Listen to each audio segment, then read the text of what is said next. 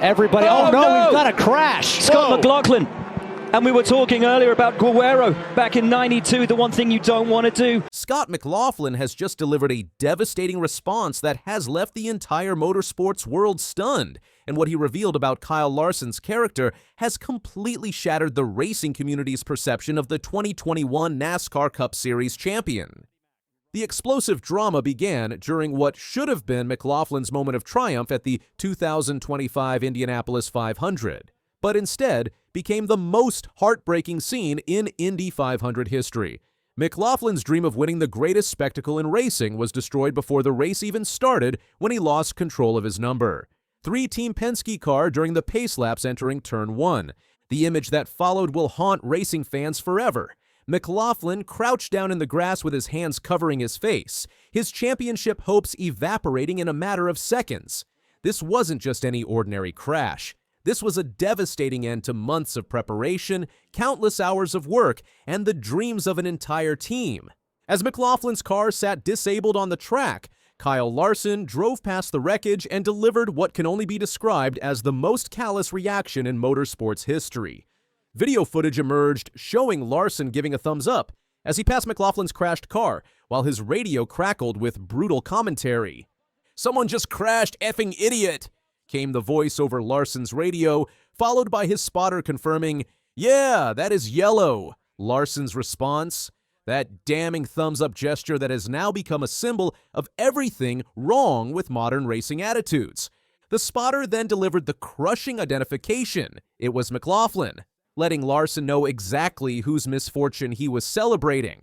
The timing couldn't have been more devastating. McLaughlin's career-defining moment had just been destroyed, and Larson's immediate reaction was to mock his fellow driver's pain. What makes this moment even more significant is the context surrounding both drivers' situations. McLaughlin had poured his heart and soul into this race, later revealing the true depth of his devastation. "I really have no idea what happened. I'm just really upset for my team. They've built me a fantastic car. Again, I'm really sorry to my sponsors, my fans, my family." The raw emotion in McLaughlin's voice continued as he struggled to comprehend what had just occurred. "I don't know what happened. I still can't believe we're out of the race. I've had so much hope today, and yeah, by far worst moment of my life. I just know it's probably dramatic or whatever, but I put so much into this race. Everyone does. And I didn't get to the green flag." These weren't the words of a driver making excuses. These were the heartbroken confessions of a man whose world had just collapsed. McLaughlin's vulnerability in that moment made Larson's reaction even more shocking and inappropriate. But McLaughlin wasn't about to let Larson's disrespectful behavior go unanswered. In what can only be described as the most perfectly crafted response in motorsports social media history, McLaughlin fired back with a sarcastic post that destroyed Larson's credibility. "Guess I'm out of the best driver in the world talks."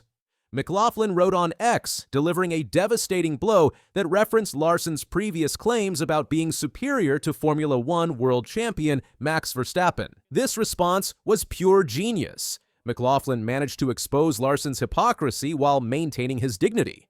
The post served as a brilliant reminder that Larson had previously claimed to be a better all-round driver than Max Verstappen, a statement that has been repeatedly mocked by the racing community. The irony became even more delicious when considering how Larson's own day unfolded. While McLaughlin was dealing with the aftermath of his pace lap crash, Larson was busy proving exactly why his boastful claims were completely unfounded. Larson's attempt at completing the legendary Indy 500 and Coca-Cola 600 double turned into an absolute disaster of epic proportions. He crashed out of the Indy 500 on lap 91, then traveled to Charlotte only to spin out from the lead of the NASCAR race on lap 43, before getting collected in another crash on lap 246.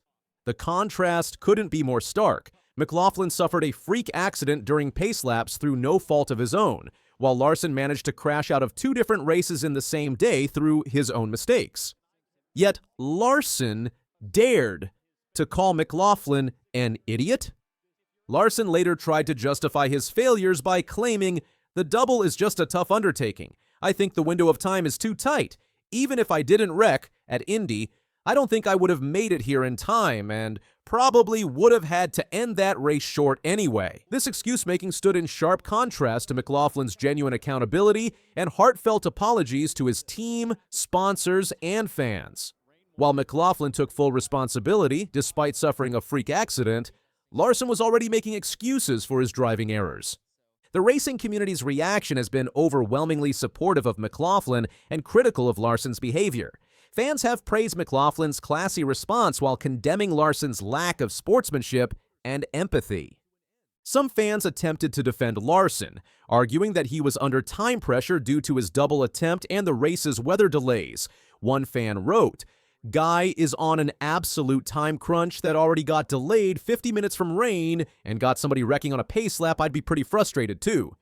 However, this defense falls short when considering the fundamental principles of sportsmanship and human decency. Being in a hurry doesn't excuse celebrating another driver's misfortune, especially when that driver has just experienced what he called by far worst moment of my life. McLaughlin's 2025 Indy 500 experience represents one of the cruelest twists of fate in racing history. This is a driver who had led the most laps in the 2024 race starting from pole position, only to suffer clutch issues in the final stages. He came back in 2025 with renewed determination and hope, only to have his dreams crushed before the green flag even waved.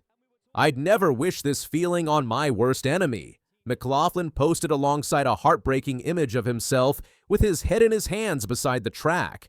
The raw emotion captured in that moment makes Larson's callous reaction even more inexcusable. This incident showed the true colors of both drivers. McLaughlin handled the pressure with calm, showed real regret for letting his team down, and responded to Larson's disrespect with class. Larson, on the other hand, showed poor sportsmanship, no empathy, and couldn't back up his bold words with results. McLaughlin is using this tough moment as fuel for the 2026 Indy 500, saying he'll carry it as a chip on his shoulder. His calm response showed real focus and drive. Meanwhile, Larson's reputation has taken a major hit. Crashing out of 2 races and mocking a fellow driver made his world's best claims fall flat. McLaughlin's composed reaction turned the spotlight, leaving Larson with a moment that may haunt him for years. 500 and NASCAR's Coca-Cola 600 on the same day. Kyle Larson is trying it again, but this time it's different. After a wild all-star weekend and a sudden return to Indy practice, Larson broke his silence, and what he shared reveals the pressure, determination, and stakes behind his decision. Larson is the 6th driver in history to attempt the Indy 500/NASCAR double. The goal, 1,100 miles in one day. 2 of the biggest races in the world. Few have even tried. Fewer have finished. Tony Stewart did it, Kurt Busch did it, and now Larson is lining up for his shot at history. The challenge isn't just physical, it's a mental and logistical test, with tight travel windows, weather risks, and race day chaos all in play. 4th place at stake. Oh, no! Larson's in the wall. Larson loose under Kyle Busch, got into him. They're both in the wall. I don't know. It is what it is. At least we've found both ends of the spectrum. The open test, I hit it with the right front, and today I backed it. And so, 2 devastating crashes, a race schedule that borders on impossible, and one driver determined to conquer it all.